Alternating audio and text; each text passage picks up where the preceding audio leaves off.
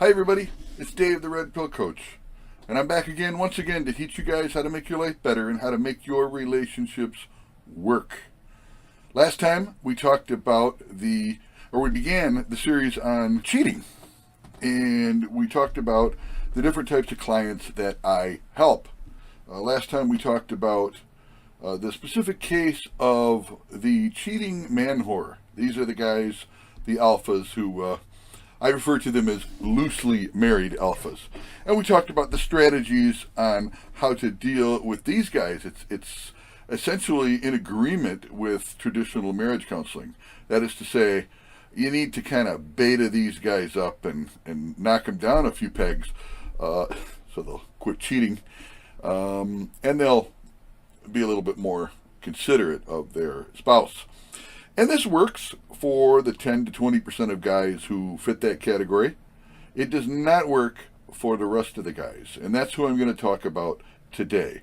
Specifically, this is the cheating series part 2, battling the betas.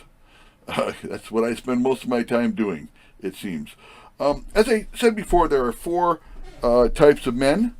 I mentioned one type of woman last time, and we're going to talk about another type of woman.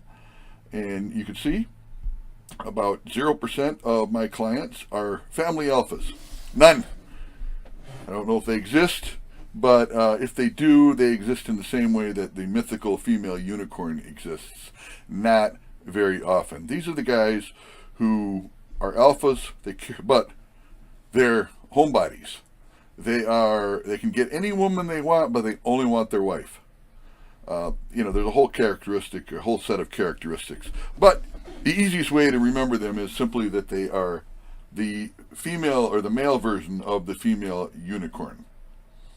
Then about 20% of my clients are loosely married alphas, which we talked about, which I affectionately call them cheating man whores.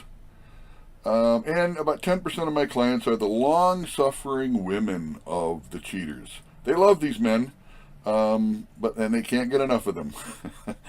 And then there's the other categories of guys, the defeated alphas and the career betas. I kind of lump these in. It's really about 40%, because 10% of those guys have counterparts who come to me, the wives of the career betas and the defeated alphas. And this is about 20% of my clients. These are women who know what's going on. They've lost attraction. They know it. They don't know why, but I do. They've lost attraction because the husband's being too beta for them. So what do you suppose the solution is for these guys? Well, you guessed it. It's to become more alpha. And that is the vast majority of guys today. And the women of these men have frequently cut the men off sexually. They've really been begging for leadership. They've been begging for initiative. They've been begging for a strong man to tell them it's going to be okay. And they're not getting what they need. The entire alpha, beta, cheating man whore, beta guy, omega guy, it's all simplified quite a bit in dealing with these guys once you accept that it's a matter of attraction. And attraction depends on alpha. If you're too attractive, because you're getting girls like flies to horse shit, maybe you need to be a little bit maybe less attractive and more nice and kind and sweet. And if you are not attractive enough, can you guess what the answer is? Yeah, be more attractive. And that's the aphorism. Be attractive, don't be unattractive. The whole concept of alpha, beta, it's really a balancing act. If you go far towards the alpha, you end up cheating. If you go too far towards the beta, you end up cut off sexually. So you have to hit the sweet spot right in the middle, and that's where coaching comes in, and that's where coaching can help. So I hope you can see how what this means is that alpha males who are married, and beta males who are married, and omega males who are married, and defeated alphas, these guys all have a different set of problems, but they're all the same continuum. Some of them need more beta, some of them need more alpha. And in traditional therapy, it's assumed that every guy is alpha. We're all toxically masculine, and the goal of therapy, in most cases, is to knock down the guy a few pegs. And again, that works just fine if the guy is too alpha. If he really presents to therapy as a cheater who's banging around every woman he meets, then traditional therapy helps. But the problem is, it doesn't help with most guys and with most marriages. And the reason for that is because most men are not toxically masculine. So when you take a guy who's not toxically masculine and you get him to share his feelings with his wife, and in general engage in unattractive behaviors, buy flowers and take her to dinner and date night, really what they're doing is they're teaching these men how to be more unattractive and how to be more beta. So they double down. So if your guy's already too beta, you're teaching him to double down on supplicating and listen and reflect and hug and touch and be sweet and kind. And it just doesn't work. And so I hope you can see that this continuum, when you're looking on the outside in, it's not so hard to see because you can immediately get a feel of whether the guy is too alpha or too beta. And I'll give you a quick example of that. I have a client from a foreign country, and he has essentially a mail order bride from, let's say, Qatar.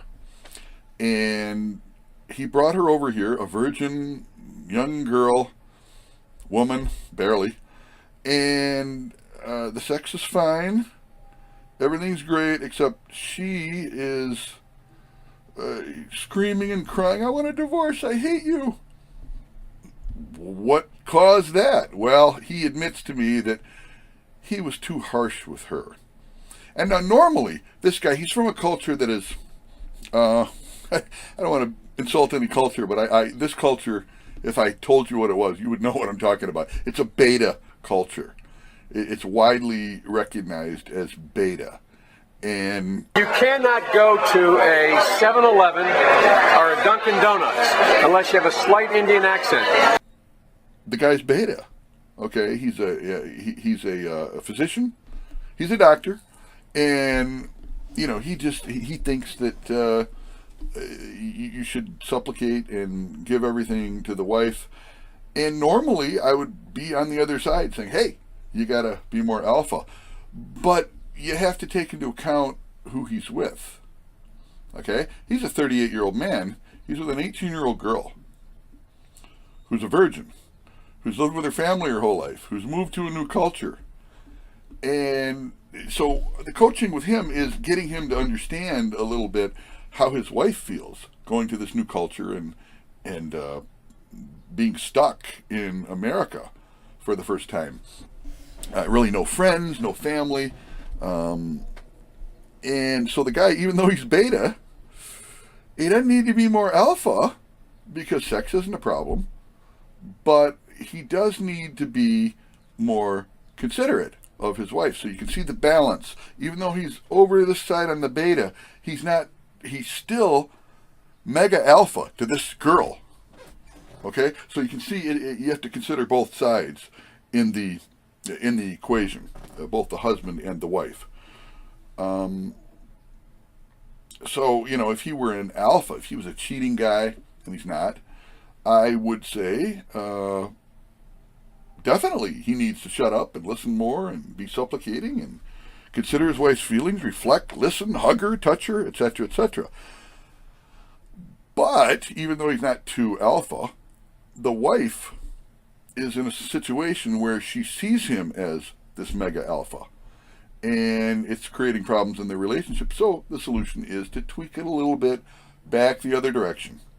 Maintain your strong firmness, but at the same time, understand that, hey, buddy, this is your wife. Attempting to make the guy more attractive when the guy is too attractive already and attracting women and cheating is a bad idea. And attempting to make a guy more beta when he's already too beta is not, or for this relationship, is not a winning strategy either. And so again, I hope you can see that it's the balance the proper balance for your marriage and for your woman that makes for a good marriage. Again, practically all the guys are too beta and need to add some alpha. And the only issue is, how much alpha should you add? And this is really where coaching can shine. Because men are like fish in an aquarium. You're swimming around and you don't even notice the water. Why would you? You're surrounded by it. But when you get an observer like me, somebody who's objective, who can look at the situation from the outside, you can quickly size up what's going on, because it's an external perspective, it's an independent perspective. You can see there's several different, we talked about the alpha, the cheating alpha. There's several issues and conditions that present themselves with the beta guys. The behaviors of the alphas and the betas are a little bit different. And I'll describe the behaviors of the defeated alphas, the betas, the career beta. First of all, the red pill rage occurs. It happens. And a lot of defeated alphas, quite a few career betas, end up Ramboing it.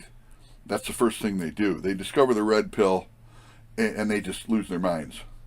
They decide they want to be alpha, no matter what. And so they go out, some of them, especially the defeated alphas, will go out and they'll start cheating, they'll start whoring around. Most of them, though, they just become angry and they treat their wife badly. It's a whole constellation of symptoms. We call it going Rambo. I've talked about that on a couple of tapes. And if you don't want to go back and look at the tapes, going Rambo is exactly like it sounds. When you go Rambo, you shoot up the Russian camp and you don't leave any prisoners. You say, I'm alpha now, I'm going to kill everybody in sight. That may work for Rambo, but it doesn't always work to create a good marriage. Second, some defeated alphas and career betas, they end up going back to blue pill strategies. They will double down on it. And probably worse, the worst part is, these guys will make a little change to be a little bit more alpha, and their wife doesn't respond to it. She shit tests him, and he gets butthurt. The wife doesn't respond to their kind, friendly behaviors with hot passion. Their warm, friendly behaviors are not met with liquid passion, so their covert contract is not met. And they then get mad. So they double down on the beta, and then they get mad when that doesn't work. They double down on the alpha, and they get mad when that doesn't work. The problem here is outcome independence. You have to be independent of the outcome in order to be successful. And the outcome here is getting laid, getting your wife to respond appropriately. The third thing that happens, lower functioning, I would say, career betas often refuse to change their behavior at all. These are guys who would be MGTOW or incels in a different paradigm, but they rail against the injustice. And why can't she want to have sex with me if I do X, Y, Z? And when I'm nice to her, why is she only sexual when I'm an asshole? Well, my friend, you have not taken the red pill. If you think that, and a lot of guys I work with do think that, and they don't understand what's going on. The job in coaching here, and this is really an aspect of the anger stage, right? This is just another manifestation of the anger stage. And the goal in coaching is to just get the guys to chill out. Get them moving, get in shape, get to the gym. Stop relying on external validation from your wife. Learn to reward good behavior, punish bad behavior with your absence, and soon enough, if you do that, the shit tests will start falling like rain. And what do? Do you run away from the rain? Not necessarily. The key here is, once the shit tests start falling, you pass the shit test. And I hope that you're beginning to see how these categories I've invented highlight the direction that each man needs to go in order to optimize his marriage and his life. In short, relationships require a mix of alpha and beta behaviors. And if you're too alpha, cheating and resentment results. If you're too beta, low desire and shit tests falling like rain results. So, the solution is to calibrate the amount of alpha and beta. And again, in the case of the cheating man whore, back off, listen more, be more beta. Hold your wife's hand, tell her how much she means to you. Buy her presents, surprise her with a few things. Get her doing a feminine activity. I don't know what it is. My wife likes to, every couple of weeks, she goes to the AAA pregnancy center and she holds babies while the pregnant teenage girls go to Bible study, I think is what they do. But the important thing is that's getting in touch with her feminine nature, holding babies. Could be a massage, a facial, a spa, time out with some friends, having tea with some friends. Every woman should spend at least a couple hours a week doing girl stuff, shopping with the girls, going to lunch and talking about how terrible men are. Whatever it is, I don't know what women do. I'm not a girl, so I don't know what they do. But you, as the man and as the husband, need to find out what connects your wife to her feminine nature and encourage that. In some cases, you need to plan it. You need to drive her to the activity and pick her up from the activity. But she needs to do it every week, just as you need to meet with the guys and reaffirm your masculine nature every week. Doing something manly, not just lifting weights, that's a given. I'm talking about, going skydiving with a group of guys, or rock climbing, or going to play sports, joining a sports league. There's, this I know because I am a guy. You're looking for something competitive, something that gets the juices flowing, something that people can cheer for and get excited about. That's what you're looking for. Maybe go-kart racing. Maybe it can be any number of things. And I hope this also illustrates how when the guy's too beta, you want him to be more alpha. And you just have to remember, what is an alpha male? An alpha male doesn't just get the girls. He is in motion. He's in motion. He moves around. He does things. He's busy. So when you do that, you naturally remove some of your supplicating behaviors, your weak time and attention, and it allows you to consciously substitute the weak time with strong alpha attention. And I hope you can see the seesaw type of effect that this can cause. And I want to caution you guys, do not whip back and forth. It is much better to go slowly. Let me repeat that, go slowly towards the alpha or towards the beta. Make a little tweak, wait a week, make another tweak, wait another week. It's much better. Just like it's better to go slowly towards the alpha, it's much better to be the Skittles Man. The Skittles Man is an iconic manosphere story. A girl who's been getting the pipe laid on her for quite a while is complaining like they always do. Her boyfriend is a jerk. He doesn't consider her feelings. And one night, after pounding her into a sweaty pulp, she starts shit testing. Women shit test? Yeah, they do. Fiercely. Compliance test. She wants to know. She says, I'm hungry. You gotta go get me something to eat. Now, what does the beta boy do? The beta boy immediately jumps up and runs to a restaurant and gets her some food. And comes back. And she chews it, scowling the whole way, and doesn't enjoy herself. She eats it reluctantly. She doesn't understand why this is a turnoff to her. But then, because her boyfriend or husband or guy is beta, and he's shown it by immediately acquiescing to her demands. The alpha guy, when the girl starts whining about, I'm hungry, he reaches down and gets an old stale bag of Skittles, and he throws it at her. Here you go. And you know what she does? She savors every bite. She doesn't eat them all, because she wants to take the half-empty bag to her friends to show them how much her studly man cares about her. Now you see the difference? The beta buys her dinner, and she doesn't appreciate it. The Skittles Man, alpha, throws her a bag of Skittles and says, here you go, and she couldn't be happier. She's so happy that he cared. So be the Skittles guy. Be too alpha. Don't be the order out guy and be too beta. If you have to choose between the two, but then you need to work on establishing the balance. And the balance is easy enough if you can be objective, which you can't be objective about your own relationship. But once you understand the categories, it becomes a lot easier. If you're not getting laid, ipso facto, that's legal jargon for as a matter of fact. As a matter of fact, you are not alpha enough. Do not be like the guys who suddenly shift from 0 to 360 miles an hour. Go from, 0 to 5. Don't agree and amplify every shit test. Start by agreeing and amplifying a few, maybe one a day, and then 2, then 3, then 5. Go from 0 to 5, then from 5 to 10, and then from 10 to 15. Do it incrementally.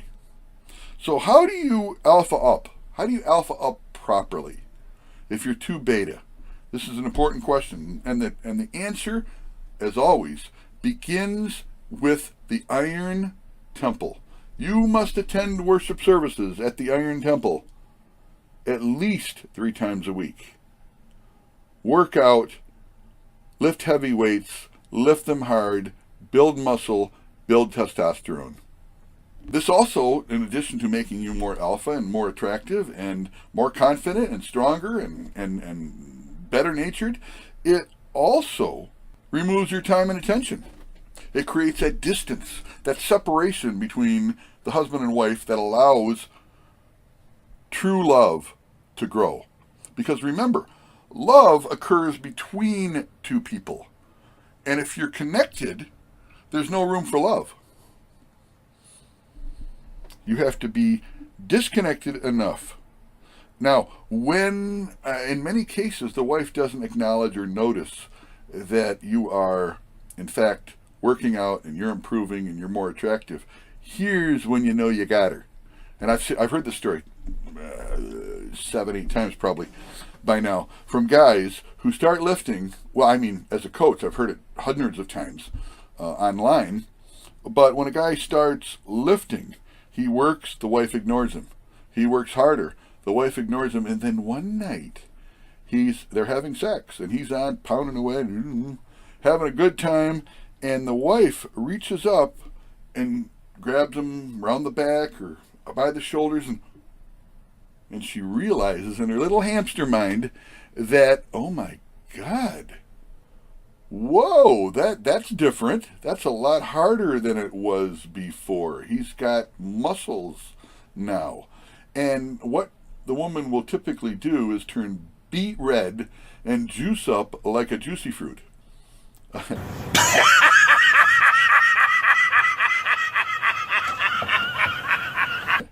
don't want to be too crude, but they will soak the sheets. And again, I've heard this story 7, 8, 9 times as a coach, and probably 150 times on the blog. This is very common. But make sure that if she lubes up like a juicy fruit, you don't embarrass her. Don't talk about it. Just smile knowingly, yep, and chalk it up as a victory. So number 1, go to the Iron Temple. Be patient, don't talk about it, actions, not words. Number 2, plan an activity, and I mentioned this before. As a guy, plan an activity with your buddies once a week. If you don't have any buddies, find some. Form a posse of guys who you can go out with and hang and talk about women and complain and do all the things that you're not allowed to do with your wife. I have a Tuesday night adventure. I go out with the boys for cigars and drinks. They contacted me online, and they were in my area, and we go out and have a great time, talk red pill, talk about sexual strategy, talk about our problems with our wives. That's where you talk about your problems, guys, with your buddies, with the men, not with the women. So just doing these 2 things is usually enough. These create considerable distance, and room for both of you to grow. And this is what David Schnarch, which we talked about, called differentiation. And differentiation is absolutely critical if you have too much beta and need more raw alpha attraction. So, a few warnings: do not go overboard with differentiation. Do not start going out every night. Don't cheat. Don't start going to strip clubs, massage parlors, and whorehouses just to show that you can. And please, don't open a Tinder account or a Bumble or Match or any of those. Just alpha up and give your wife 6 months to a year to respond to your steady, inexorable process. Change the balance of alpha and beta slowly over weeks and months, not days. Change it incrementally but inexorably. And if you need help finding the right balance, I am here, and this is what I do. Give me a shout out on Reddit. I blog as the Red Pill Coach, user Red Pill Coach, all one word, or my website at coachingformen.com. That's the number 4. Finally, you can email me, Dave at coachingformen.com, and I can help you find the right balance and implement it to a better and brighter future. Thank you very much.